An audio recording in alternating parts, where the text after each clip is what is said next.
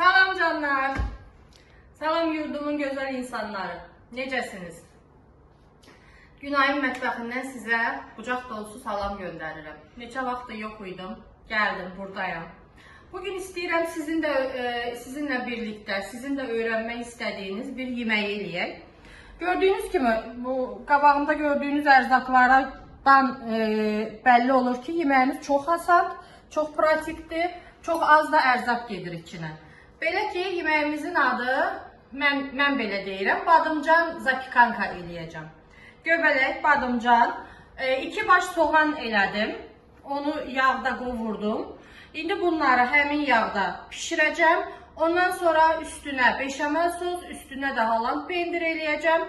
Bunu da sizinlə birlikdə eləyərik. Keçək hazırlanmaqda. Mən bu göbələklə şeyi pişirdim. Badımcanı yağda qızartdım. Baharatlarımı da, ədvaqlarımı da koydum. İndi burada beşamel sos elədim. Bu beşamel sosu da hamı bilir eləmə şeyini. Çox asandır. Yağdır, undur, süddür. Bunu elədim. Bu beşamel sosu buna qarışdırıram.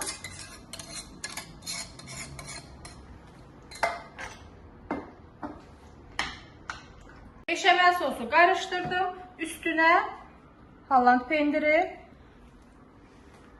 bol Holland pendiri koydum. Mən göbələyi çox xoşladığıma görə mən göbələyin hər variantını hazırlamaq istəyirəm. Hazırlamağa da çalışıram. Çox da dadlı olur. Mevsimin səbzəsidir. Ona görə hamı eləyib yeyə bilər. İndi bu getdi fırına. Üstü qızarana qədər bunu pişirəcəyik. Ondan sonra servis eləyəcəyik. Yeməyimiz hazırdır.